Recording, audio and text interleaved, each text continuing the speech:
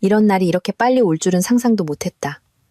세상이 무너져 내리는 듯한 날, 숨쉬기조차 버거운 날, 엄마의 마지막 미소를 기억 속에서나 볼 수 있게 된 날. 그날 아침 서울의 하늘은 잔뜩 흐려 있었다. 마치 내게 가장 소중했던 한 사람의 떠남을 함께 슬퍼하는 것처럼. 장례식장 빈소에는 사람들이 하나둘씩 모여들기 시작했다. 친척들, 이웃들, 그리고 엄마의 젊은 시절 친구들까지 모두 침통한 얼굴로 찾아와 조의를 표하고 기도를 올렸다. 나는 김서유는 떨리는 손으로 관 옆에 서 있었다. 하얀 수의가 엄마의 몸을 덮고 있었다. 창백한 얼굴, 마치 깊이 잠든 것처럼 평온해 보였다. 나는 마지막으로 엄마의 머리카락을 쓰다듬었다. 내 눈물이 엄마의 이마 위로 뚝 떨어졌다. 엄마, 이렇게 빨리 가지 마세요. 목이 메인 목소리로 속삭였다. 눈물이 다시 터져나왔다. 죽음이 정해진 순리라는 것을 알면서도 너무나 갑작스러웠다. 엄마는 내가 무너질 때마다 나를 일으켜 세워주고 세상이 끝날 것처럼 느껴질 때도 모든 게 괜찮아질 거라고 말해주던 유일한 사람이었다. 하지만 이제 나는 홀로 남겨졌다. 적어도 그렇게 느껴졌다. 엄마를 잃은 슬픔 곁에는 그의 못지않게 고통스러운 또 다른 상처가 있었다. 남편 박지훈의 부재였다. 서윤아, 힘내. 우리 모두 내 곁에 있잖아. 이모가 나를 꼭 안아주었다. 그 포옹이 잠시나마 온기를 주었지만 내 마음은 여전히 텅 비어 있었다. 나는 고개를 끄덕이면서도 시선은 계속해서 빈소 입구를 향했다. 왠지 모르게 나는 여전히 지훈이 나타나길 바라고 있었다. 아침부터 계속 전화를 걸었지만 그는 받지 않았다. 카카오톡 메시지는 숫자 1만 사라진 채 답이 없었다. 그가 그저 차가 막히거나 급한 용무 때문에 늦는 것이라고 믿고 싶었다. 하지만 기다림이 길어질수록 가슴을 짓누르는 실망감은 커져만 갔다. 그때 가방 안에서 휴대폰이 진동했다. 나는 숨을 죽이며 황급히 휴대폰을 꺼냈다. 지훈에게서 온 메시지였다. 그가 오고 있다는 소식이길 바라며 심장이 두근거렸다. 그러나 메시지를 확인한 순간 내 희망은 산산조각 났다. 미안, 못 갈 것 같아. 중요한 일이 생겨서. 그게 전부였다. 냉정하고 짧고 그 어떤 공감도 느껴지지 않는 문장. 삼가 고인의 명복을 빕니다. 라는 말도 힘내. 여보라는 위로도 없었다. 내가 인생 최대의 슬픔을 겪고 있다는 사실에 조금도 신경 쓰지 않는다는 표시였다. 내 손이 심하게 떨렸다. 그 메시지는 심장을 찌르는 칼날 같았다. 분노가 치밀었지만 목소리가 나오지 않았다. 눈물이 다시 걷잡을 수 없이 흘렀다. 내 표정을 살피던 이모가 조용히 물었다. 왜 그래 서윤아? 지훈이 아직 안 왔니? 나는 흐느낌을 참으려 애쓰며 힘없이 고개를 저었다. 그이 못 온대요. 중요한 일이 있다네요. 이모의 얼굴이 어두워졌다. 그녀는 나를 위로하려 어깨를 부드럽게 토닥였지만 그 눈 속에서 실망의 빛을 읽을 수 있었다. 누구라도 알 것이다. 이런 날 남편은 당연히 아내의 곁에 있어야만 한다는 것을. 장례 절차는 경건하게 진행되었다. 기도가 올려지고 흙이 천천히 엄마의 관을 덮었다. 여기저기서 울음소리가 들려왔다. 그 속에는 걷잡을 수 없이 터져나온 내 울음소리도 섞여 있었다. 내 일부가 엄마와 함께 묻히는 기분이었다. 나는 가족들 틈에 서 있었지만 깊은 고독감이 나를 감쌌다. 내가 가장 기댈 곳이 필요했던 순간, 지우는 내 곁에 없기를 선택했다. 결혼이란 기쁨과 슬픔을 함께 나누는 것이 아니었던가? 어떤 상황에서든 항상 내 곁을 지키겠다고 맹세하지 않았던가? 그러나 이제 그 맹세는 공허하게만 들렸다. 모든 이들이 장례식장을 떠나기 시작한 해질녘, 나는 부서진 마음을 안고 집으로 돌아왔다. 딸 미나와 아들 준서가 나름의 방식으로 나를 위로하려 애썼다. 이제 막 18살이 된 미나가 내 손을 꼭 잡았다. 엄마, 우리한텐 서로가 있잖아. 미나가 엄마 곁에 있을게. 아직 14살인 준서는 눈물이 그렁그렁한 채 나를 바라보았다. 엄마, 계속 울면 병나세요? 나는 아이들 앞에서 억지로 미소를 지어 보였지만 눈물은 멈추지 않았다. 엄마 괜찮아, 아가. 너희들을 위해서라도 강해져야지. 하지만 마음 깊은 곳에서는 한없이 약해져 있었다. 지훈이 이곳에 있었으면 했다. 나를 안아주며 모든 것이 괜찮을 거라고 말해주길 바랐다. 하지만 내가 받은 것은 감정 없는 짧은 문자 한 통뿐이었다. 그날 밤 침실에 누워있자 상실감은 더욱 거세게 나를 덮쳤다. 나는 혹시나 하는 마음에 다시 휴대폰을 열어 지훈에게서 온다른 메시지가 없는지 확인했지만 아무것도 없었다. 대신 SNS 알림이 와 있었다. 나는 지친 몸을 일으켜 앱을 열었다. 그러나 화면에 뜬 것을 본 순간 숨이 멎는 것 같았다. 새로 올라온 사진 속에는 지훈이 도쿄 디즈니랜드의 화려한 성 앞에서 환하게 웃고 있었다. 그의 옆에는 강렬한 빨간 드레스를 입은 젊고 아름다운 여자가 서 있었다. 두 사람은 세상이 온통 자신들의 것인 양 너무나 행복해 보였다. 사진 밑에는 짧은 글이 달려 있었다. 꿈이 이루어지는 순간 나는 떨리는 손으로 휴대폰 화면을 응시했다. 그럼 이것이 엄마의 장례식에도 오지 못하게 만든 중요한 일이었단 말인가? 다른 여자와 디즈니랜드로 떠난 휴가? 가슴이 터질 듯 답답했고 눈물이 더 세차게 터져나왔다. 슬픔은 배신감과 뒤섞였다. 내가 엄마의 관 옆에서 무릎 꿇고 오열하던 그 순간 내 남편은 다른 나라에서 내 연녀와 함께 행복하게 웃고 있었던 것이다. 그날 밤 나는 깨달았다. 내 인생에서 사라진 것은 엄마만이 아니었다. 지훈에 대한 믿음 또한 함께 땅에 묻혔다. 23년 전 나는 소박한 흰 웨딩드레스를 입고 식장에 섰다. 그때는 너무나 듬직하고 믿음직스러워 보였던 지훈의 손을 잡고 있었다. 모두들 내가 운이 좋다고 말했다. 잘생기고 똑똑하고 장래가 유망한 데다 누구의 마음이든 녹일 수 있는 다정한 말솜씨까지 갖춘 남자. 나 역시 그렇게 믿었다. 그의 따뜻한 눈빛을 믿었다. 기쁠 때나 슬플 때나 건강할 때나 아플 때나 죽음이 우리를 갈라놓을 때까지 함께하겠다는 주례 앞에서의 맹세를 믿었다. 수년 동안 나는 좋은 아내가 되기 위해 노력했다. 집안을 돌보고 미나와 준서를 키우고 지훈이 밤늦게 돌아올 때가 많았지만 저녁 식사를 준비하며 기다렸다. 나는 많은 것들에 눈을 감았다. 원래 결혼 생활이란 이런 거겠지. 완벽한 건 없어. 함께 하루하루를 살아가는 게 중요하지. 그렇게 생각했다. 하지만 최근 몇 년 사이 우리 결혼 생활에 드리워진 균열의 그림자를 보기 시작했다. 처음에는 희미했지만 서서히 넓어지는 균열이었다. 지훈이 집에 있는 시간은 점점 줄어들었다. 예전에는 어떻게든 우리와 함께 저녁을 먹으려 애썼지만 이제는 거의 매일 자정이 넘어들어왔다. 이유는 항상 같았다. 일 때문이야. 나 금융 컨설턴트인 거 알잖아, 서윤아. 고객들은 시간을 가리지 않아. 내가 프로답게 굴지 않으면 다른 사람한테 가버린다고. 한 번은 그가 넥타이를 매만지며 그렇게 말했다. 나는 이해하려 애썼다. 지훈이 야망 있는 사람이라는 걸 알았고 그의 발목을 잡는 아내가 되고 싶지 않았다. 하지만 시간이 지날수록 그의 변명은 우리 사이에 세워진 벽처럼 느껴졌다. 언젠가 용기를 내어 물어본 적이 있었다. 여보, 왜 요즘은 제 시간에 들어오는 날이 거의 없어요? 아이들도 아빠랑 얘기하고 싶어 해요. 지훈은 TV를 켜며 대꾸했다. 서윤아, 유난 떨지 마. 나도 다 우리 잘 살자고 하는 일이잖아. 이 집 유지하려면 돈 벌어야지. 내가 한가하게 놀면 당신이 불평할 거 아니야.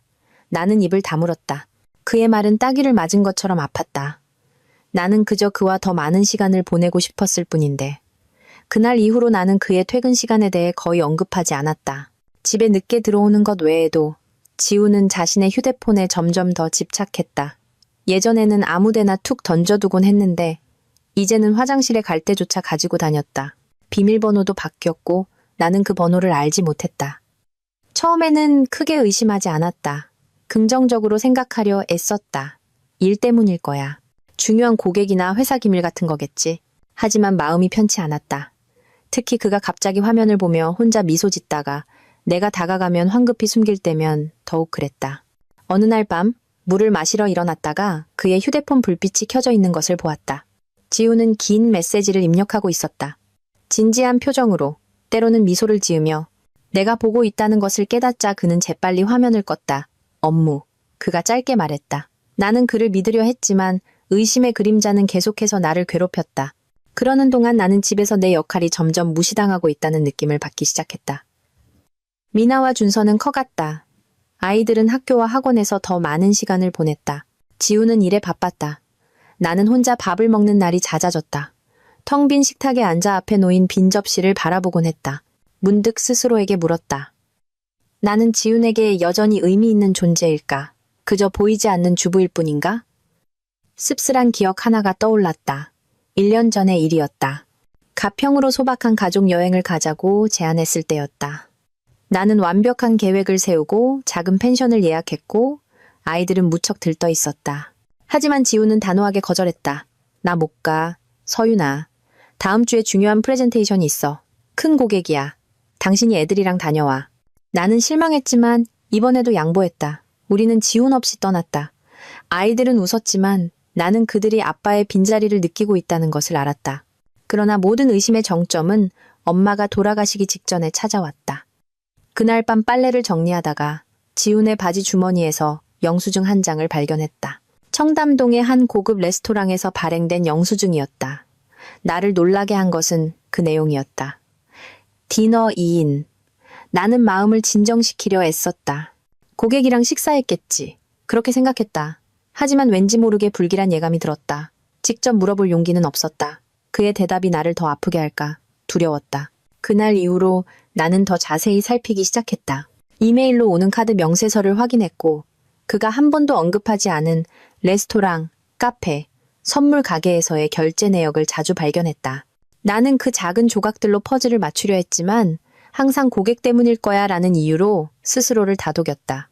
하지만 그 모든 부정은 엄마의 장례식 날 무너져 내렸다. 내 인생의 가장 슬픈 순간에 그가 없었다는 사실. 그리고 그의 냉정한 문자는 전환점이 되었다. 그리고 그날 밤 디즈니랜드에서 다른 여자와 웃고 있는 지훈의 사진을 보았을 때 모든 퍼즐 조각이 맞춰졌다. 더 이상 추측이 아니었다. 단순한 직감도 아니었다. 그는 바람을 피우고 있었다. 그날 밤 나는 침대 가장자리에 앉아 협탁 위에 놓인 부드럽게 미소 짓는 엄마의 사진을 바라보았다. 마치 엄마에게 이야기하는 것 같았다. 엄마, 서윤이가 그동안 속고 살았어요. 여태껏 믿으려고 이해하려고 노력했는데 결국 그는 아무 신경도 쓰지 않았어요. 엄마가 떠나는 날조차 다른 여자와 함께 있었어요. 눈물은 멈추지 않았다. 하지만 슬픔과 마음의 상처, 뒤편에서 또 다른 감정이 솟아올랐다. 분노였다. 결혼 서약을 저버린 지훈에 대한 분노. 너무 오랫동안 눈 감아온 나 자신에 대한 분노. 그리고 내 결혼 생활이 이토록 오랫동안 거짓으로 가득 차 있었다는 현실에 대한 분노. 나는 그날 밤 이후로 내 삶이 결코 이전과 같지 않을 것임을 알았다. 그날 아침 나는 식당에 홀로 앉아 있었다. 식어버린 아메리카노 한 잔이 테이블 위에 방치된 채 내 눈은 텅 빈 채로 마당을 향해 있었다. 지난밤 디즈니랜드에서 그 여자와 함께 있던 지훈의 사진이 계속해서 머릿속을 맴돌았다. 반복해서 나를 내리쳤다. 내 삶이 무너져 내리는 기분이었지만 다른 한편으로는 내 안에 작은 목소리가 속삭였다. 서윤아, 울고만 있지 마. 진실을 알아내야 해. 그가 변명 뒤에 숨게 두지 마. 나는 지훈과 맞서기 위해서는 증거가 필요하다는 것을 깨달았다. 단순한 추측이나 상처받은 감정이 아니라 명백한 증거가. 나의 첫 번째 단계는 카드 명세서를 확인하는 것이었다. 지금까지 지훈은 자신의 이름으로 된 주카드를 사용했다. 하지만 나는 항상 공동 이메일로 월별 명세서 4본을 받아왔다. 그는 아마 내가 여전히 그 메일에 접근할 수 있다는 사실을 잊었을 것이다. 나는 떨리는 손으로 노트북을 열고 특정 폴더를 찾았다. 지난 몇 년간의 은행 명세서, PDF 파일 수십 개가 있었다. 나는 하나씩 훑어보았다. 보면 볼수록 뚜렷한 패턴이 드러났다. 지훈은 부산으로 출장을 간다고 했지만 결제는 서울의 한 고급 호텔에서 이루어졌다. 유명한 프렌치 레스토랑에서의 2인 저녁 식사, 한 끼에 100만 원이 넘는 금액이었다. 갤러리아 백화점 명품관의 보석 가게에서 결제된 상당한 액수. 이 모든 것이 나 모르게 이루어졌다. 나는 그렇게 비싼 선물을 받아본 적이 없었다. 내 결혼 반지조차 오래되어 빛이 바랬지만 한 번도 바꿔주지 않았다. 가슴이 답답했다. 남편이 벌인 거대한 연극을 이제야 깨달은 바보가 된 기분이었다.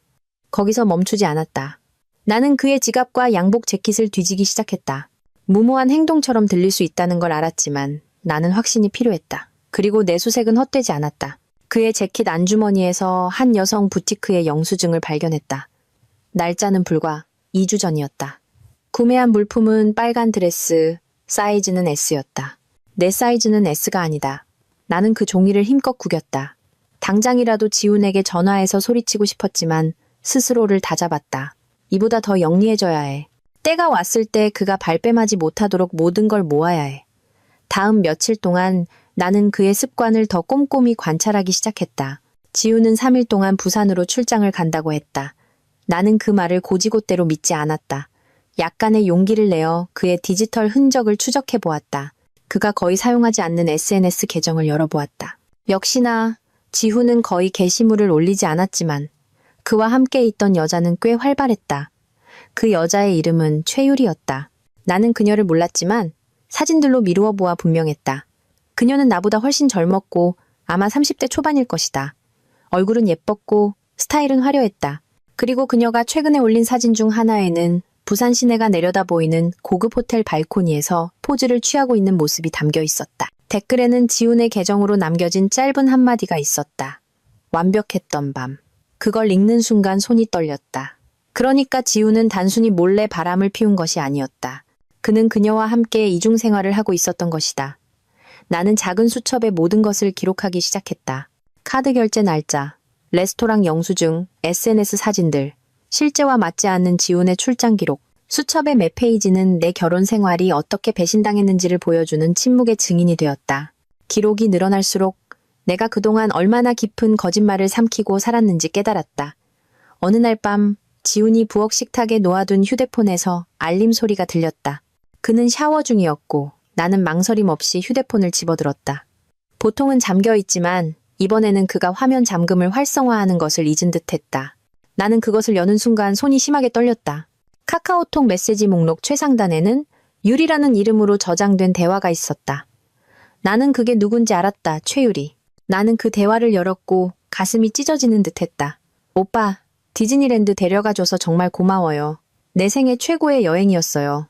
이번 주말에 또 보고 싶어서 못 참겠어요. 지훈의 답장. 나도 너랑 있어서 정말 좋았어. 집에 돌아오기 싫을 정도였어. 집에서 잠깐 빠져나갈 수 있으면 연락할게. 다리에 힘이 풀렸다. 휴대폰이 손에서 떨어질 뻔했다. 이건 단순한 추측이나 거래 내역 증거가 아니었다. 지훈 스스로의 명백한 고백이었다. 나는 그가 욕실에서 나오기 전에 서둘러 내 휴대폰으로 그 화면을 찍고 그의 휴대폰을 제자리에 돌려놓았다. 그날 밤 나는 잠을 이룰 수 없었다. 나는 퉁퉁 부은 눈으로 침실 천장을 바라보았다. 하지만 내 마음은 새로운 결의로 가득 찼다.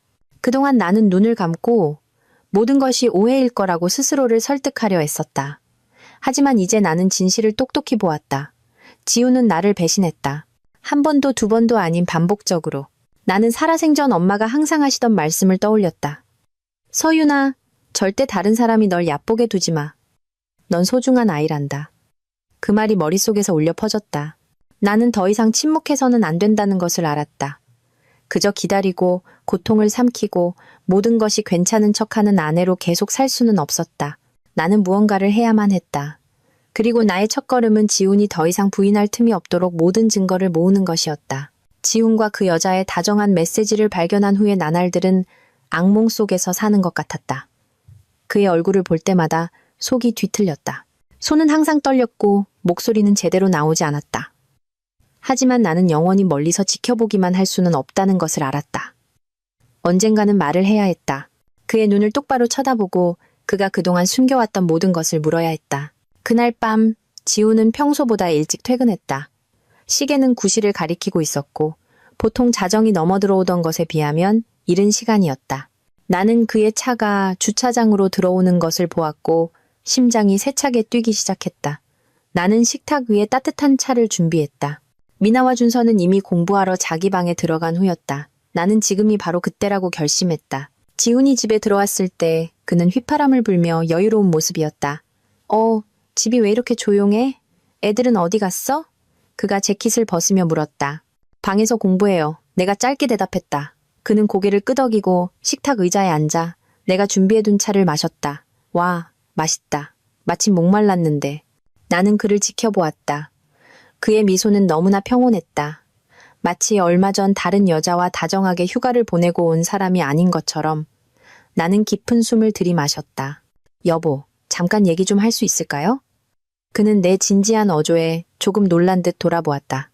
무슨 얘기? 나는 그의 눈을 똑바로 쳐다보았다. 우리에 대해서요. 우리 결혼에 대해서. 지훈은 미간을 찌푸렸다. 왜? 또 무슨 일인데? 그의 말투는 나를 울고 싶게 만들었지만 나는 참았다. 여보, 요즘 당신이 너무 멀게 느껴져요. 자주 늦게 들어오고 바쁘고 심지어 엄마 돌아가셨을 때도 오지 않았잖아요. 그게 날 너무 외롭게 만들어요. 지훈은 긴 한숨을 쉬더니 찻잔을 약간 세게 내려놓았다. 서윤아, 당신 왜 그래? 내가 당신이랑 애들 때문에 밤낮으로 일하는데 오히려 무심하다고 비난하는 거야? 요즘 세상에 돈 버는 게 쉬운 줄 알아? 나는 입술을 깨물었다. 일하는 건 이해해요, 여보. 하지만 그때는 엄마가 돌아가셨어요. 난 그냥 당신이 내 곁에 있어주길 바랐을 뿐이에요. 그건 돈 문제가 아니라 마음의 문제라고요. 지훈의 얼굴이 굳어졌다. 내가 중요한 일이 있었다고 했잖아. 당신은 조금도 이해해줄 수가 없어? 내 마음이 무너져 내렸다. 중요한 일. 나는 그게 무슨 뜻인지 똑똑히 알고 있었다. 최유리와 디즈니랜드로 떠난 휴가. 나는 평정심을 유지하려 애썼다. 무슨 일이었는데요? 여보? 아내가 자기 엄마 장례식을 치르는 걸 돕는 것보다 더 중요한 일이 뭐였죠? 지훈의 눈빛이 날카로워졌다. 서윤아, 또 시작하지 마. 나 피곤해. 일도 많고. 근데 당신은 이렇게 잔소리나 하고 있잖아. 문제 만들지 마. 응? 나는 소리치고 싶었다. 내가 모아온 증거들을 그의 얼굴에 던져버리고 싶었다. 사진들, 영수증, 은행 명세서, 그의 외도를 증명하는 모든 것들. 하지만 나는 참았다. 그가 어디까지 거짓말을 하는지 보고 싶었다. 나는 고개를 숙이고 낮은 목소리로 말했다. 난 그냥 서로에게 솔직해졌으면 좋겠어요, 여보. 만약 당신이 숨기는 게 있다면 지금 말해주는 게 좋을 거예요. 지우는 잠시 침묵하더니 짧게 웃었다. 당신, 내가 바람이라도 피운다고 의심하는 거야? 나는 침묵했다. 그 질문은 내 심장을 정확히 꿰뚫었다.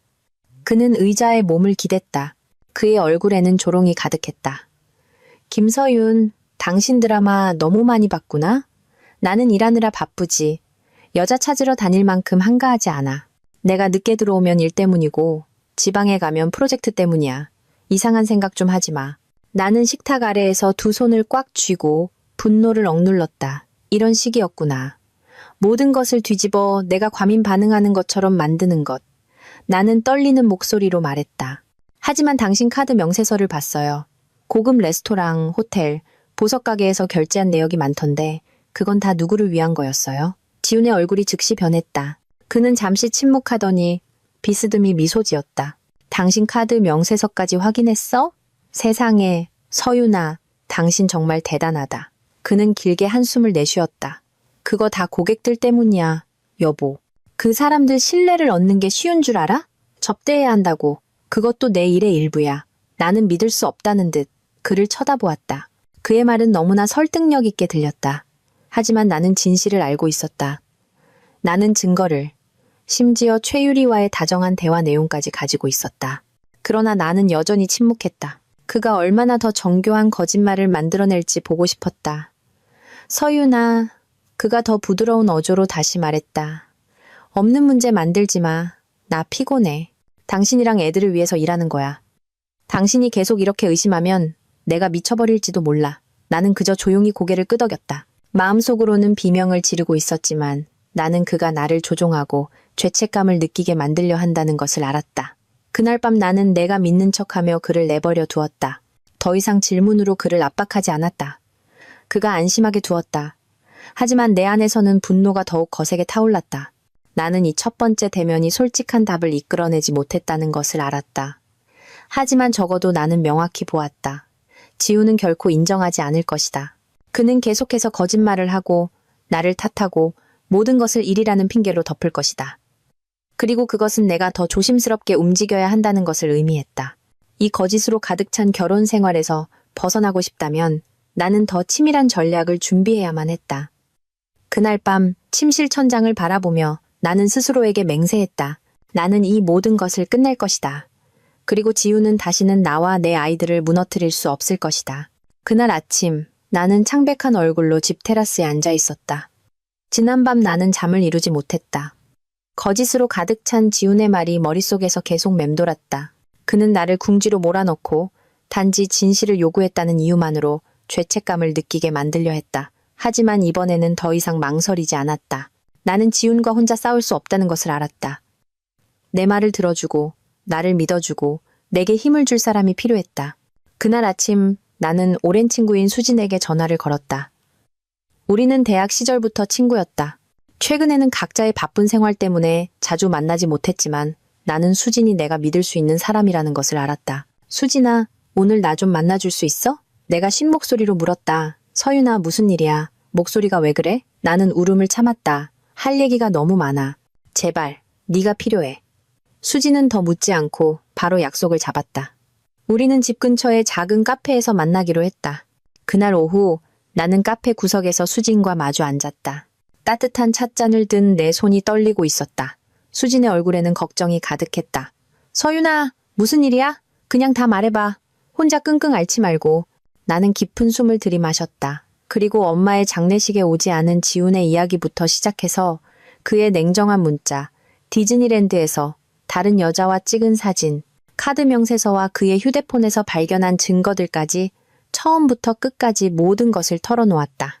수지는 조용히 들으며 때로는 분노에 찬 표정으로 고개를 저었다. 내 이야기가 끝났을 때 그녀는 내 손을 꼭 잡았다. 세상에, 서윤아, 너 정말 대단하다. 어떻게 이 모든 걸 혼자 참았어? 나라면 벌써 무너졌을 거야. 내 눈에서 눈물이 떨어졌다. 어떻게 해야 할지 모르겠어, 수진아. 마음이 다 부서진 것 같아. 하지만 이렇게 계속 살 수는 없어. 아이들도 생각해야 하니까. 수지는 단호하게 고개를 끄덕였다. 내 말이 맞아. 그리고 넌 혼자가 아니야. 내가 도와줄게. 이 모든 것에서 벗어날 방법을 같이 찾아보자. 수진을 통해 나는 법적 도움을 찾아야겠다는 첫 용기를 얻었다. 그녀는 자신이 아는 강민정이라는 여성 변호사를 만나보라고 제안했다. 서윤아, 그분 너 같은 경우를 겪는 여자들을 많이 도와주셨어. 꼭 만나봐. 두려워하지 마. 넌 강력한 증거를 가지고 있잖아.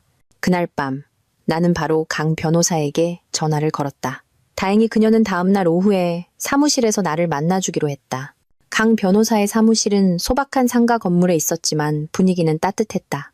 내가 들어서자 그녀는 차분한 미소로 나를 맞았다.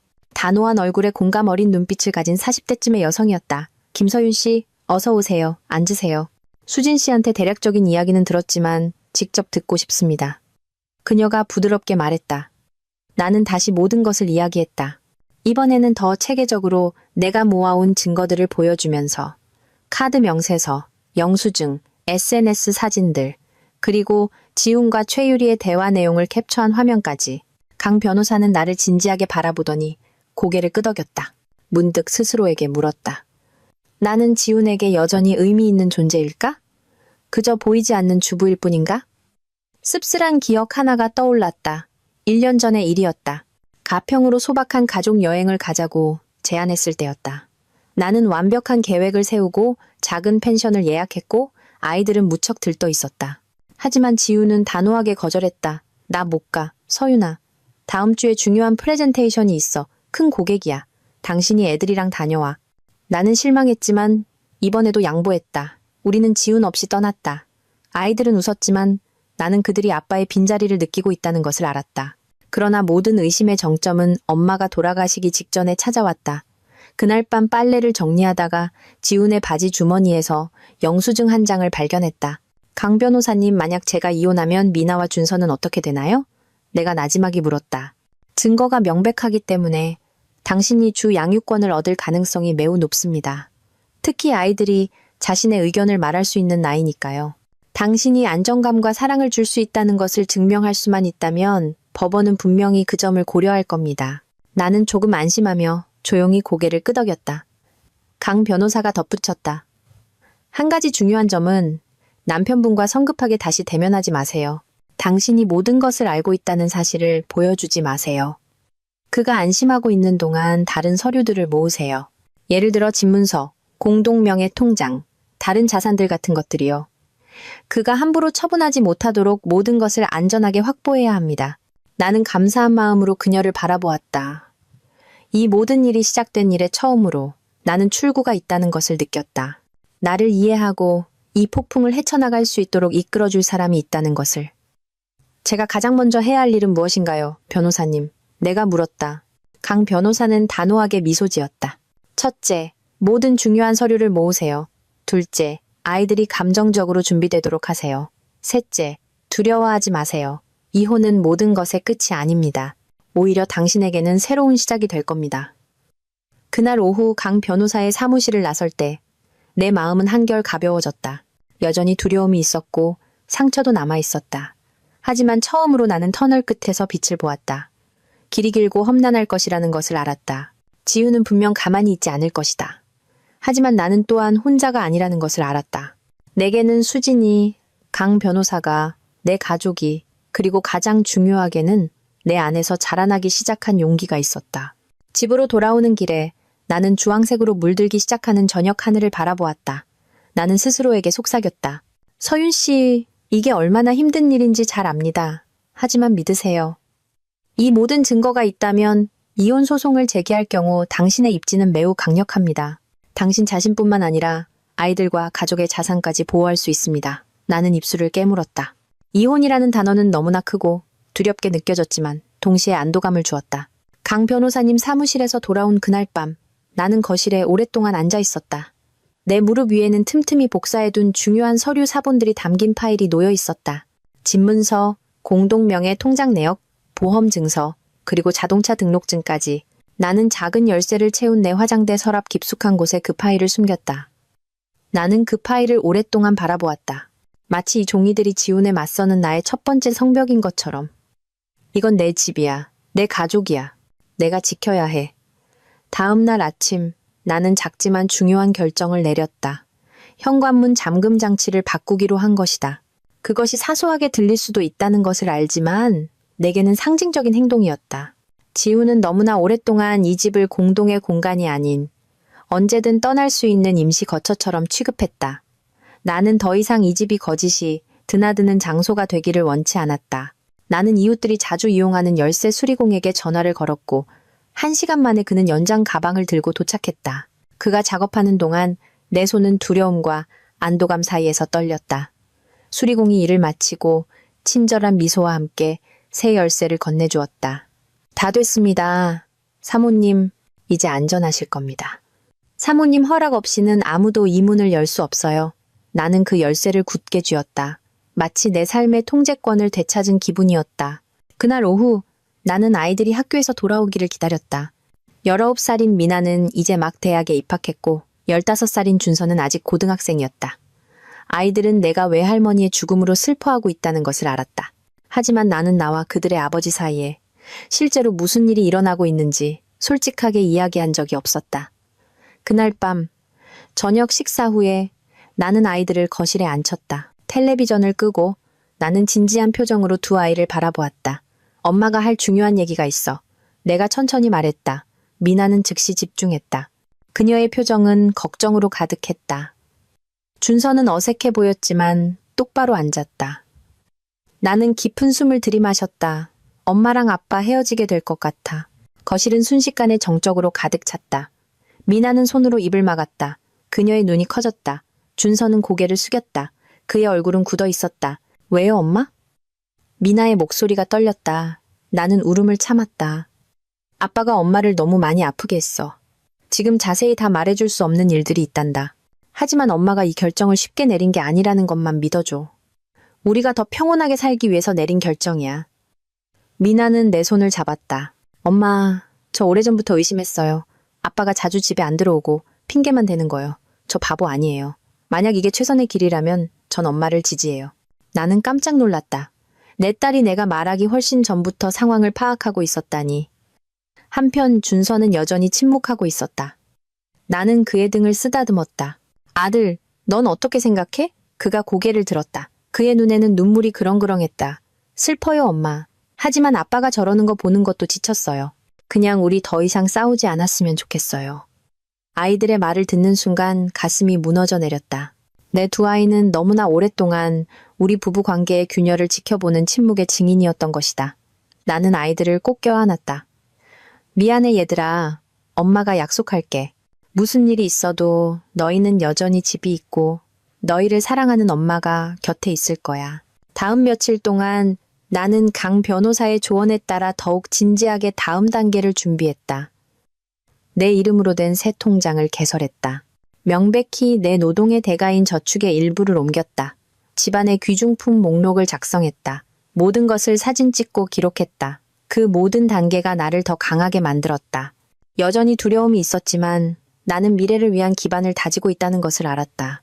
그 모든 분주함 속에서 지우는 거의 집에 없었다. 그는 회사 일로 바쁘다고 했지만 나는 더 이상 그가 만들어내는 거짓말에 신경 쓰지 않았다. 나는 단지 그가 더 이상 마음대로 들어오거나 물건을 가져갈 수 없도록 확실히 해두었을 뿐이다. 그날 밤 내가 거실에 홀로 앉아있을 때 미나가 방에서 나와 내 옆에 앉았다. 엄마, 그녀가 부드럽게 말했다. 저 엄마가 자랑스러워요. 이게 얼마나 힘든 일인지 알아요. 하지만 엄마가 더 강해진 것 같아요. 나는 감동받아 딸을 바라보았다. 엄마는 강하지 않아. 미나야. 그냥 버티려고 노력하는 거야. 미나는 작게 미소 지었다. 바로 그게 엄마를 강하게 만드는 거예요. 나는 딸을 꼭 껴안았다. 그 포옹 속에서 나는 깨달았다. 무슨 일이 일어나든 나는 정말로 혼자가 아니었다. 나를 이해하고 나와 함께 걸어가 줄 아이들이 있었다. 내 주머니 속에 집 열쇠가 불빛에 반짝였다. 나는 잠들기 전 다시 한번 그것을 바라보았다. 그날 나는 단순히 집 열쇠를 바꾼 것이 아니었다. 나는 내 마음의 열쇠도 바꾸었다. 더 이상 지훈의 거짓을 위한 공간은 없었다. 그곳에는 오직 진실과 용기, 그리고 진정한 사랑을 위한 공간만이 있었다. 그리고 아주 오랜만에 나는 두려움 없이 잠들 수 있었다. 그날 오후 막 저녁 식사 준비를 마쳤을 때 집 앞에 차가 멈추는 소리가 들렸다. 창문 너머로 지훈의 차가 보였다. 심장이 두근거렸다. 지난 일주일간 그는 거의 집에 오지 않았고 나는 조만간 그가 무언가 변했다는 것을 알아차릴 것이라고 생각했다. 나는 기다렸다. 얼마 지나지 않아 현관문에서 열쇠가 돌아가는 소리가 들렸다. 한 번, 두 번, 그리고 딸깍, 딸깍, 딸깍. 실패. 뭐야 이거? 밖에서 들려오는 지훈의 목소리는 분노로 가득 차 있었다. 나는 깊은 숨을 들이마시고 마음을 다잡았다. 나는 문을 열고 꼿꼿한 자세로 문턱에 섰다. 무슨 일이에요? 내가 담담하게 물었다. 지훈은 눈을 부릅떴다. 이 열쇠 왜 안 맞아? 집 열쇠 바꿨어요. 내가 차분하게 대답했다. 그의 얼굴이 붉어졌다. 김서윤, 당신 뭔데? 내 허락도 없이 감히 열쇠를 바꿔? 나는 그의 눈을 똑바로 쳐다보았다. 이건 우리 집이고 나는 이 집을 함부로 사용하는 누구로부터든 보호할 권리가 있어요. 뭐, 함부로 사용? 당신 지금 날 뭘로 모는 거야? 그의 목소리가 커졌다. 거의 소리를 지르는 수준이어서 미나와 준서가 방에서 나와 계단에 걱정스럽게 서 있었다. 아이들이 듣고 있다는 것을 깨달은 나는 신중하게 단어를 골랐다. 지훈 씨, 나 모든 걸 알아요. 우리 돈이 어디로 갔는지 당신이 누구랑 어울리는지도 다 안다고요. 그러니까 더 이상 여기서 착한 남편인 척하지 말아요. 잠시 지훈은 말을 잃었다. 그의 얼굴은 창백해졌다가 다시 분노로 물들었다. 헛소리. 당신 망상이야. 나는 반걸음 앞으로 나섰다.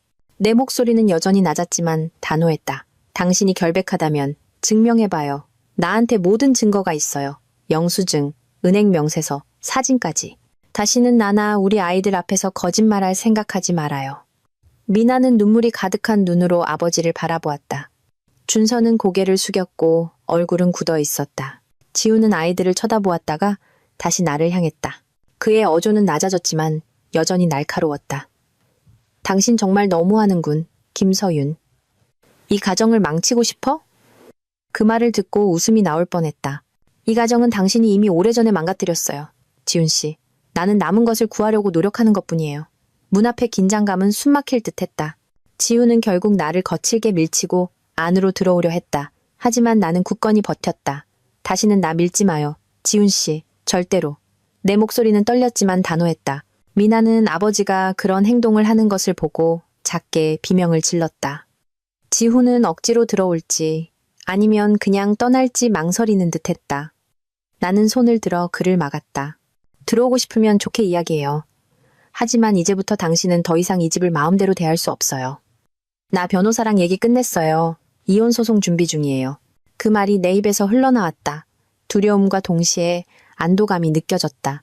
지훈의 얼굴은 얼어붙는 듯했다. 뭐? 이혼? 나는 단호하게 고개를 끄덕였다. 네, 이혼이요. 그날 밤 지훈은 결국 화를 내며 떠났고 차문을 세게 닫는 소리에 이웃들이 밖을 내다보았다. 나는 더 이상 신경 쓰지 않았다. 세상이 그의 진짜 모습을 알게 되기를 바랐다. 나는 여전히 두려움에 떨고 있는 아이들을 껴안았다. 엄마가 미안해. 하지만 이렇게 해야만 했어. 미나는 내 품에 안겨 울었다. 전 엄마를 지지해요. 엄마가 계속 상처받는 거 더는 보고 싶지 않아요. 준서는 얼굴에 여전히 상처가 남아 있었지만 조용히 고개를 끄덕였다. 다음 날 지우는 전화, 문자, 심지어 이메일로 나에게 연락을 시도했다. 모든 메시지는 분노에 찬 어조였다. 내 맘대로 집 열쇠를 바꿀 순 없어. 이 집은 내 집이기도 해. 네가 이 가정을 파괴했어. 김서윤. 애들이 널 선택할 것 같아? 꿈깨. 나는 모든 것을 읽고 하나도 답장하지 않기로 결정했다. 강 변호사님이 경고했었다. 그와의 모든 소통은 기록하거나 증거로 보관하는 것이 좋다고. 나는 모든 메시지를 스크린샷으로 찍어 노트북의 특정 폴더에 저장했다. 지훈의 모든 거친 말은 오히려 나중에 법정에서 나를 위한 무기가 될 것이었다. 며칠 후 지훈이 다시 찾아왔다. 이번에는 더 정중하게 문을 두드렸다. 얼굴은 여전히 굳어 있었지만 애들만 만나고 싶어 그가 말했다.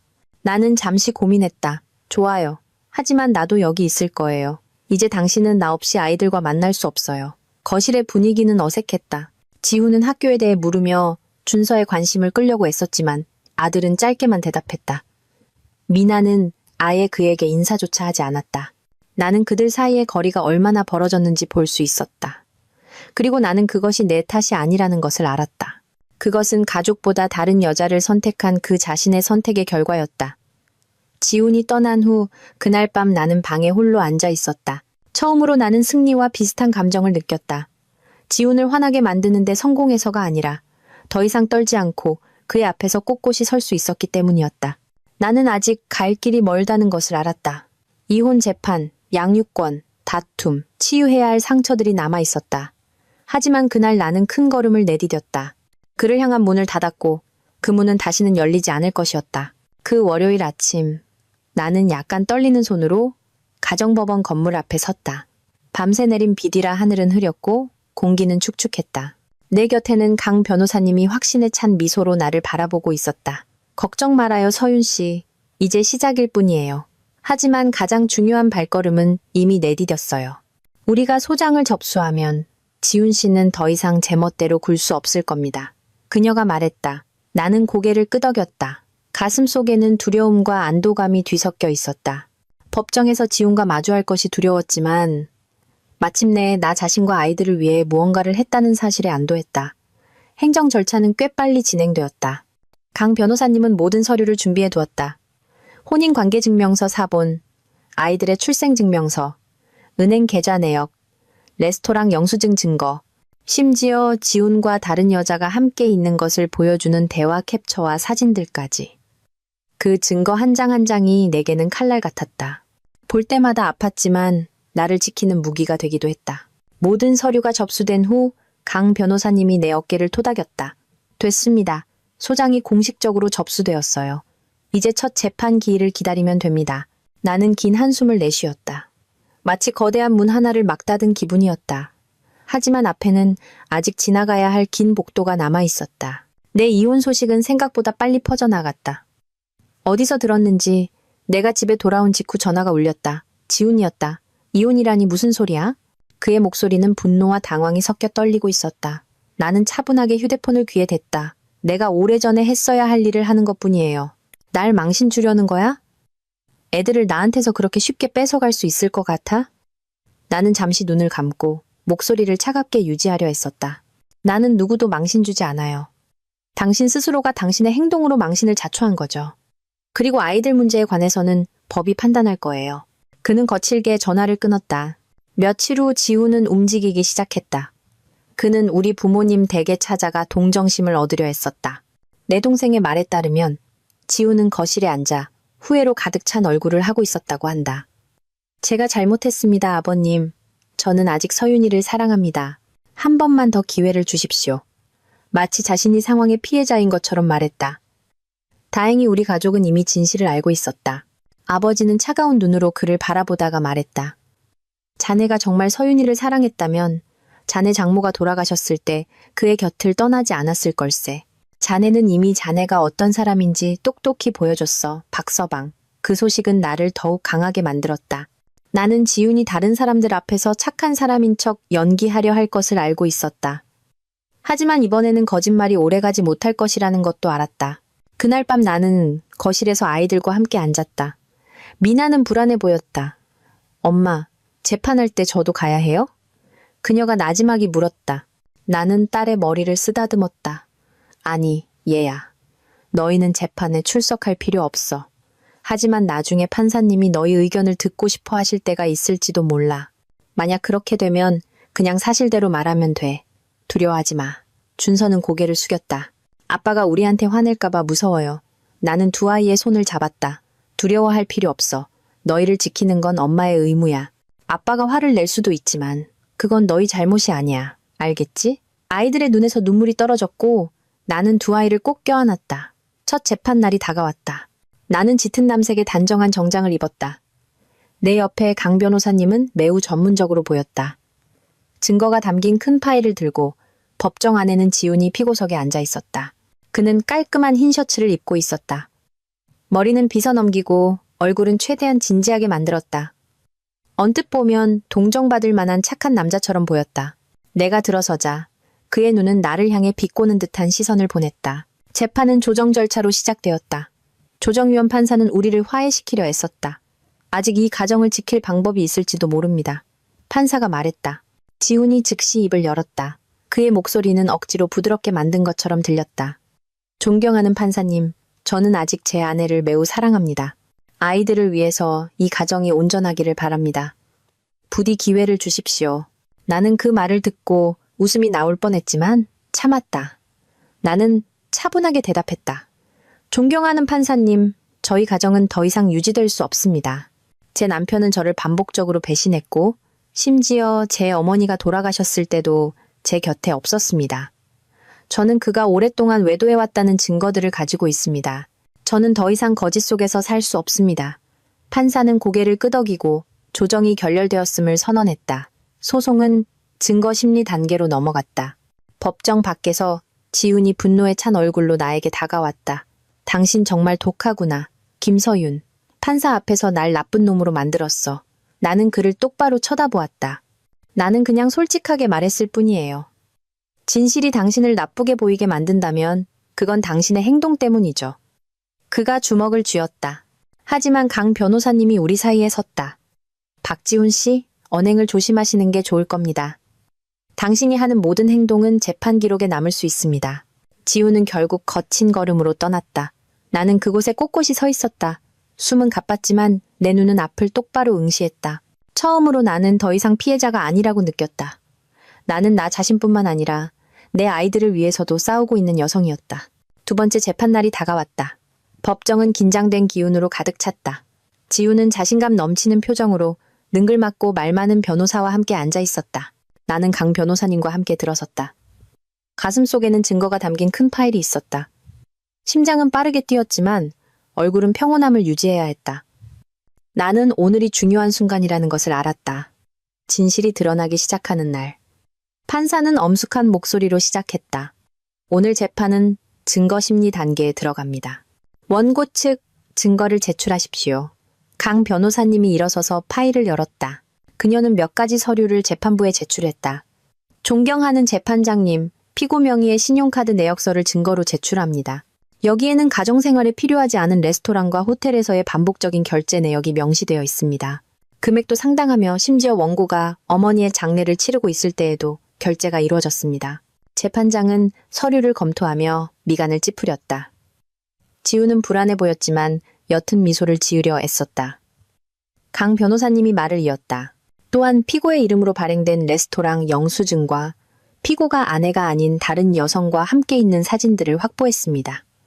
이 증거는 합법적으로 수집되었습니다. 그 사진들이 법정의 작은 프로젝터 화면에 비춰졌다. 지훈이 빨간 드레스를 입은 여자와 다정하게 저녁을 먹고 쇼핑몰에서 손을 잡고 심지어 놀이공원에서 휴가를 보내는 모습. 내가 처음 보았던 바로 그 사진이었다. 법정은 조용해졌다. 나는 참석자들 사이에서 들려오는 낮은 속삭임을 들을 수 있었다. 지훈은 창백해 보였지만 여전히 평정을 유지하려 애썼다. 지훈과 그의 변호사가 답변할 차례였다. 존경하는 재판장님, 그의 변호사가 거만한 어조로 말했다. 이 사진들은 강력한 증거가 될 수 없습니다. 그저 사업 파트너나 오랜 친구일 수도 있습니다. 신용카드 결제 내역에 관해서는 제 의뢰인이 업무상 동료들을 자주 접대했습니다. 나는 비웃음이 나올 뻔했다. 다행히 강 변호사님이 더 빨리 대응했다. 존경하는 재판장님, 만약 그것이 정말 업무였다면 왜 원고가 어머니를 잃고 슬픔에 잠겨 있을 때 이루어졌습니까? 그리고 왜 사업 파트너와 손을 잡고 호텔에 함께 투숙해야만 했습니까? 재판장은 지훈을 날카롭게 쳐다보았다.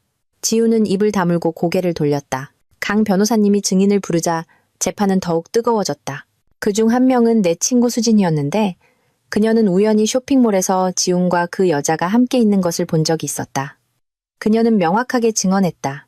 저는 박지훈 씨가 그 여자분과 단둘이 있는 것을 직접 봤습니다. 그들은 매우 다정해 보였고 손을 잡고 있었으며 업무적인 관계처럼 보이지 않았습니다. 지훈의 변호사가 그녀를 흔들려 했다. 정말 박지훈 씨가 맞다고 확신하십니까? 닮은 사람일 수도 있지 않습니까? 수지는 그를 날카롭게 쳐다보았다. 저는 박지훈 씨를 20년 넘게 알고 지냈습니다. 저는 그가 맞다고 확신합니다. 또 다른 증인은 지훈의 의심스러운 자금 거래 흐름을 설명한 은행 직원이었다. 시간이 지날수록 지훈이 반박하기 어렵다는 것이 명백해졌다. 나는 지훈을 바라보았다. 그의 얼굴에는 땀이 맺혔고 그의 손은 불안하게 책상을 두드리고 있었다. 처음으로 나는 그의 무력함을 보았다. 다른 한편으로는 안도감과 슬픔이 뒤섞인 감정을 느꼈다. 진실이 마침내 드러났다는 안도감. 그리고 한때 내가 사랑했던 남자, 내 아이들의 아버지가 지금 거짓으로 가득 찬 얼굴로 피고석에 앉아있다는 슬픔. 재판이 끝난 후 법정 밖에서 지훈이 분노의 찬 표정으로 나에게 다가왔다. 당신 정말 독하구나, 김서윤. 사람들 앞에서 날 완전히 망가뜨렸어. 나는 그를 차갑게 쳐다보았다. 내가 당신을 망가뜨린 게 아니에요. 당신 스스로가 망가진 거죠. 그가 다가왔다. 거의 내 귓가에 속삭이듯 말했다. 애들이 내 편을 들어줄 것 같아? 두고 봐. 난 아직 걔들 아빠야. 애들이 널 미워하게 만들 수도 있어. 그의 협박에 가슴이 답답했지만 나는 그의 눈을 단호하게 쳐다보았다. 당신이 정말 아빠라면 아이들을 당신의 더러운 게임에 끌어들이진 않을 거예요. 강 변호사님이 즉시 내 팔을 끌어당겨 나를 데리고 갔다. 그의 협박에 흔들리지 말아요. 기억해요. 우린 강해요. 그는 그냥 겁을 먹은 것뿐이에요. 나는 마음이 여전히 떨렸지만 고개를 끄덕였다. 그날 밤 나는 방에 앉아 증거사본이 담긴 파일을 바라보았다. 내 옆으로 미나가 조용히 들어왔다. 엄마, 그녀의 목소리는 나지막했다. 친구들한테서 들었어요. 아빠한테 다른 여자가 있다고요. 그거 진짜예요? 나는 숨이 막혔다. 나는 딸을 보호하고 싶었지만 더 이상 거짓말을 할 수도 없었다. 나는 천천히 고개를 끄덕였다. 얘야. 아빠가 잘못을 저질렀어. 하지만 그건 네 잘못도, 준서 잘못도, 아빠 자신 외에는 누구의 잘못도 아니야. 미나의 눈에서 눈물이 떨어졌다. 왜 아빠는 우리한테 그랬을까요? 나는 딸의 얼굴을 감싸고 눈물을 닦아주었다. 때로 어른들은 아주 나쁜 결정을 내릴 수 있어. 하지만 그게 너와 준서가 얼마나 소중한지를 바꾸지는 않아. 기억해. 너희 곁에는 항상 너희를 지켜줄 엄마가 있다는 걸. 미나는 나를 꼭 껴안았다. 전 그냥 엄마랑 있고 싶어요. 저버리지 마세요, 네? 나는 울음을 참으며 딸을 마주 안았다. 엄마가 약속할게. 절대로 너희를 떠나지 않을 거야. 그날의 재판은 나를 더욱 확신하게 만들었다. 나는 올바른 길을 가고 있었다. 싸움이 아직 끝나지 않았다는 것을 알았다. 하지만 나는 혼자가 아니라는 것도 알았다. 내게는 아이들, 가족, 친구, 그리고 나 자신의 힘이 있었다. 그리고 지우는 계속해서 부인하려 했지만 더 이상 진실을 숨길 수 없었다. 마지막 재판 이후 지우는 더욱 공격적으로 변했다. 그는 자신의 입지가 점점 불리해지고 있다는 것을 깨닫고 마지막 카드인 아이들을 이용하기 시작했다. 어느 날 오후 준서가 침울한 얼굴로 집에 돌아왔다. 아들은 말없이 내 방으로 들어와 조용히 말했다. 아빠가 엄마가 거짓말쟁이라고 했어요. 아빠는 바람 피운 적 없고 다 모함이래요. 엄마가 재산을 다 뺏으려고 한다고도 했어요. 나는 긴 숨을 내쉬었다. 역시나 지훈이 아이들의 생각을 좀먹기 시작한 것이다. 준서야, 엄마 말 잘 들어. 엄마는 절대 거짓말하지 않았어. 엄마가 법원에 제출한 모든 증거는 진짜야. 아빠가 잘못했지만 인정하기 싫어하는 것뿐이야. 준서는 혼란스러운 듯 고개를 숙였다. 하지만 아빠가 그랬어요. 만약 우리가 아빠 따라가면 새 집에서 살 수 있대요. 더 좋고 더 넓은 집이요. 지훈이 내 아들을 헛된 약속으로 유혹하다니. 나는 준서의 어깨를 잡았다. 아들, 집은 크고 작은 게 중요한 게 아니야. 집은 마음이야. 정말로 네 곁에 있어주는 사람이 있는 곳이라고. 엄마가 약속할게. 비록 소박하더라도 우리 집은 항상 사랑으로 가득할 거야. 엄마는 절대 너희를 떠나지 않아. 준서는 울기 시작했다. 혼란스러워요, 엄마. 엄마를 사랑하지만 아빠를 미워하고 싶지도 않아요. 나 역시 눈물이 났다. 아빠를 미워할 필요 없어. 넌 여전히 아빠로서 그를 사랑할 수 있어. 하지만 누가 너를 진정으로 지키고 보호하는지는 알아야 해. 그 포옹은 길고 상처로 가득했지만 동시에 결의로 가득했다. 나는 지훈이 내 생각을 망가뜨리려 할 수는 있지만 나와 내 아이들 사이의 사랑은 결코 파괴할 수 없다는 것을 알았다. 아이들뿐만 아니라 지훈은 우리 친척들에게도 나에 대한 험담을 퍼뜨렸다. 어느 날 동생이 걱정스러운 얼굴로 집에 찾아왔다. 누나, 지훈이 형한테서 소식을 들었어. 누나가 낭비가 심하다며. 사실은 누나가 가게 돈을 다 써버렸고 그래서 형이 여기저기 빚을 질 수밖에 없었다고 하던데. 그거 진짜야. 나는 놀라서 동생을 쳐다보았다. 세상에. 아니야. 모든 증거가 명백해. 그 여자한테 돈을 펑펑 쓴 건 지훈이야. 난 아이들 교육비를 위해 몇 년 동안이나 아꼈어. 동생은 한숨을 쉬었다. 난 누나 믿어. 다만 지훈이 형도 말이 번지르르 하잖아. 조심해. 사람들을 자기 편으로 만들 수도 있어. 나는 동생의 손을 잡았다. 믿어줘서 고마워. 네가 계속 이 진실의 증인이 되어줘야 해. 그날 밤 나는 지훈이 법정에서 이기는 것뿐만 아니라 모든 사람들 앞에서 내 자존감을 짓밟고 싶어 한다는 것을 깨달았다. 하지만 지훈이 잊은 한 가지가 있었다. 나는 이미 그의 태도에 너무나 여러 번 무너졌었다. 이제 나는 더 이상 두렵지 않았다. 다음 며칠은 내 아이들에게 가장 힘든 시기가 되었다. 이전에는 꿋꿋해 보였던 미나가 변화를 보이기 시작했다. 그녀는 자주 침묵했고 잠을 잘 못 잤으며 심지어 밥도 잘 먹지 않았다. 어느 날 밤 나는 그녀의 방에서 흐느끼는 소리를 들었다. 나는 들어가서 침대 가장자리에 앉았다. 미나야, 왜 그래 아가? 그녀는 퉁퉁 부은 눈으로 나를 바라보았다. 창피해요 엄마. 학교 친구들이 아빠 바람 피운 거 알아요. 내 뒤에서 수군거려요. 이 기분 너무 싫어요. 가슴이 찢어지는 듯했다. 나는 딸의 머리를 부드럽게 쓰다듬었다. 네가 부끄러워할 필요 없어, 얘야. 아빠의 잘못은 네 책임이 아니야. 넌 여전히 착하고 똑똑하고 소중한 아이야. 다른 사람의 잘못 때문에 네가 위축되지 않게 해. 미나는 나를 꼭 껴안았다. 무서워요, 엄마. 나중에 아빠가 떠나면 우리 삶은 어떻게 돼요? 나는 눈물을 참고 꿋꿋한 척했다. 우린 괜찮을 거야. 엄마가 약속할게. 아빠가 없어도 우리는 새로운 삶을 만들 거야. 다른 한편 준서는 반항하기 시작했다. 그는 방에만 틀어박혀 있었고 때로는 문을 쾅 닫았다. 심지어 한 번은 나에게 소리쳤다. 엄마는 왜 그래요? 그냥 아빠 용서해주면 안 돼요? 왜 법정에서 시끄럽게 싸워야 해요? 나 이 모든 거 보는 거 지쳤어요. 나는 침묵하다가 그에게 다가갔다. 아들, 엄마도 지쳤어. 하지만 엄마가 가만히 있으면 아빠가 모든 걸 망가뜨릴 수 있어. 엄마는 엄마 자신만을 위해 싸우는 게 아니야. 너와 미나를 위해서 싸우는 거야. 너희가 안전한 미래를 가질 수 있도록. 준서는 고개를 숙였다. 그의 얼굴은 갈등으로 가득했다. 누굴 선택해야 할지 모르겠어요, 엄마. 난 두 분 다 사랑해요. 나는 그의 머리를 쓰다듬었다. 선택할 필요 없어. 넌 여전히 아빠를 사랑해도 돼.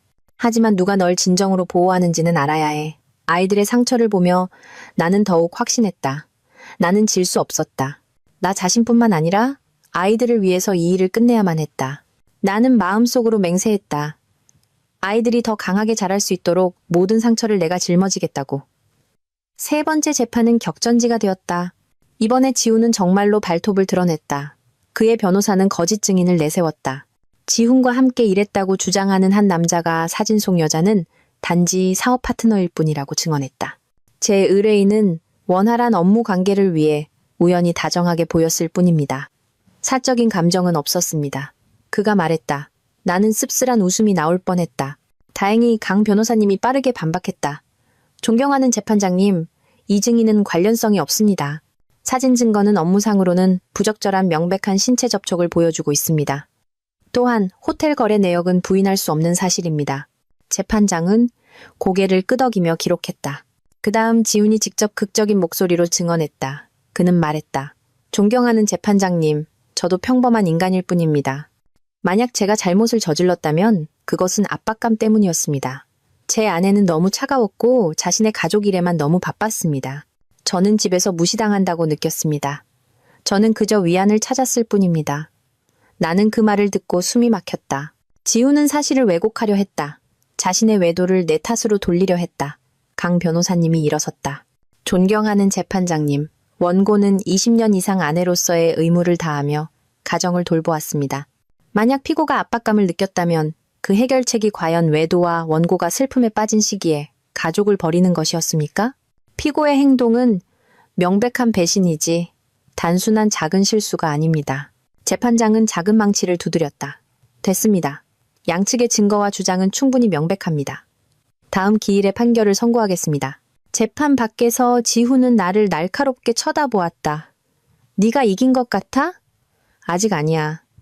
나한테는 아직 방법이 있어. 나는 두려움 없이 그를 마주보았다. 당신 마음대로 해요, 지훈 씨. 진실은 결국 이길 테니까. 처음으로 나는 그에 대한 두려움에서 완전히 자유로워진 것을 느꼈다. 그날 밤 나는 거실에 앉아 울다 지쳐 소파에서 잠든 아이들을 바라보았다. 마음속으로 기도했다. 하느님 저에게 힘을 주세요. 제가 흔들리지 않게 해주세요. 제 아이들을 끝까지 지키고 싶습니다. 나는 판결 재판이 모든 것을 결정할 것이라는 것을 알았다. 내가 정말로 자유로워질지 아니면 배신으로 가득 찬 결혼의 족쇄에 더 오래 묶여 있을지 나는 알 수 없었지만 준비가 되어 있었다. 내가 기다리던 날이 마침내 왔다. 가정법원은 긴장된 기운으로 가득 찼다. 나는 원고석에 앉았다. 맞은편의 지우는 거만한 얼굴로 나를 쳐다보았다. 그의 눈빛이 약간 흔들리는 것을 볼 수 있었지만 판사가 들어왔다. 법정은 조용해졌다. 제출된 증거들을 고려한 결과 본법원은 원고 김서윤이 피고 박지훈을 상대로 제기한 이혼 청구를 인용하기로 결정합니다. 심장이 세차게 뛰었다. 그것만으로도 내게는 충분했다. 하지만 판사는 아직 끝나지 않았다. 또한 자녀들의 양육권은 원고에게 귀속됩니다. 피고는 능력에 따라 양육비를 지급할 의무가 있으며 공동재산은 공정하게 분할합니다. 그러나 외도 증거를 고려하여 자녀들의 안정적인 양육 환경을 위해 주택 소유권과 가족 예금은 원고에게 귀속되는 것으로 판결합니다. 판사봉이 내리쳐졌다. 재판은 끝났다. 나는 두 손으로 얼굴을 가렸다. 눈물이 쏟아졌지만 더 이상 슬픔의 눈물이 아니었다. 안도의 눈물이었다. 강 변호사님이 내 어깨를 토닥였다. 해냈어요. 서윤 씨. 이제 당신은 자유예요. 나는 지훈 쪽을 돌아보았다. 그의 얼굴은 새빨개졌고 턱은 굳어 있었다. 그는 일어서서 내 쪽으로 날카롭게 속삭였다. 후회하게 될 거야. 나는 그를 똑바로 쳐다보았다. 아니요, 지훈 씨. 이제야말로 숨을 쉴 수 있게 됐어요. 수년 만에 처음으로 나를 올가매던 쇠사슬이 끊어진 것을 느꼈다. 그날 밤 나는 아이들과 함께 모였다. 준서와 미나가 내 옆에 앉았다. 여전히 충격에 빠진 모습이었다. 그럼 이제 아빠랑 같이 안 사는 거예요? 미나가 작은 목소리로 물었다. 나는 울음을 참으며 고개를 끄덕였다. 응, 아가. 하지만 아빠는 여전히 네 아빠야. 네가 원하면 언제든지 만날 수 있어. 달라진 건 이제 우리 셋이서만 함께 산다는 것뿐이야. 준서는 긴 한숨을 내쉬었다. 다행이에요, 엄마. 슬프기도 하지만 엄마랑 있는 게 더 마음이 편해요. 나는 두 아이를 꼭 껴안았다. 우린 새로운 삶을 시작할 거야. 우린 괜찮을 거야. 그리고 나는 그것이 단순한 약속이 아니라고 믿었다. 재판이 끝난 지 몇 주 후 나는 집을 다시 꾸미기 시작했다. 나는 현관문 잠금 장치를 바꿨다. 안전을 위해서만이 아니라 새로운 삶의 시작을 상징하기 위해서였다. 나는 아이들과 함께 거실을 다시 장식했다. 우리는 벽을 연한 파란색으로 칠하고 우리 작은 가족의 사진들을 걸고 지훈의 물건들을 모두 치웠다. 드디어 이 집이 진짜 우리 집이 됐네요. 준서가 옅은 미소를 지으며 말했다. 나는 미소 지었다. 아들. 이제부터 이 집은 좋은 기억들로만 채워질 거야. 나는 다시 일에 더 매진했다. 강 변호사님의 도움으로 나는 새로운 회사에서 금융 컨설턴트로 일하게 되었다. 배신과 재정 문제를 겪었던 내 쓰라린 경험은 오히려 나를 더 성숙하게 만들었다. 나는 또한 여성 커뮤니티에서 활동하기 시작했다. 나는 내 이야기를 나누고 거짓으로 가득 찬 결혼 생활을 겪고 있는 사람들을 도왔다. 증거를 모으는 것을 두려워하지 마세요. 부당한 대우를 받는다면 맞서 싸우는 것을 망설이지 마세요. 어느 날 한 모임에서 내가 말했다. 많은 여성들이 다가와 나를 안아주었고 어떤 이들은 울기도 했다. 그 순간 나는 내 고통이 다른 사람들에게 빛이 될 수 있다는 것을 깨달았다. 그러나 가장 큰 행복은 내 아이들에게서 왔다. 미나는 다시 밝아졌고 심지어 학교에서 여성의 힘이라는 주제로 열린 웅변 대회에 참가했다. 딸은 연설을 하며 나를 바라보았고 나는 그 말들이 나에게서 영감을 받았다는 것을 알았다. 준서도 집안일을 돕기 시작했고 이전보다 더 어른스러워졌다. 어느 날 밤 아들이 말했다. 엄마, 제가 엄마랑 누나를 지킬게요. 우린 행복해지기 위해 아빠가 필요 없어요. 내 눈에서 눈물이 떨어졌다. 고마워 아들. 넌 이미 진정한 남자가 되었어. 나는 우리 상처가 서서히 힘으로 변해가고 있음을 느꼈다. 시간이 흘렀다. 이혼 후 1년, 내 삶은 훨씬 더 평온해졌다. 어느 날 나는 동생의 오랜 친구이자 역시 이혼 경험이 있는 강현우라는 남자를 만났다. 우리는 가족 모임에서 다시 만나게 되었다. 그는 정중하고 사려 깊었으며 무엇보다 진실했다. 현우 씨는 나를 지배하거나 얕보려 하지 않았다. 그는 항상 내 말을 들어주고 내 의견을 존중했으며 심지어 내 아이들에게도 관심을 보였다. 어느 날 오후 그는 미나를 위한 책과 준서를 위한 농구공을 가지고 왔다. 내가 너희 아빠는 아니라는 거 알아. 그가 아이들에게 말했다. 하지만 친구가 필요하면 난 항상 여기 있을게. 나는 아이들의 눈이 반짝이는 것을 보았다. 아이들은 그를 따뜻하게 받아들였다. 우리 관계는 천천히 조심스럽게 발전했다. 나는 다시 상처받을까 두려웠다. 하지만 현우 씨는 항상 참을성 있게 기다려주었다. 그는 나를 재촉하지 않았다.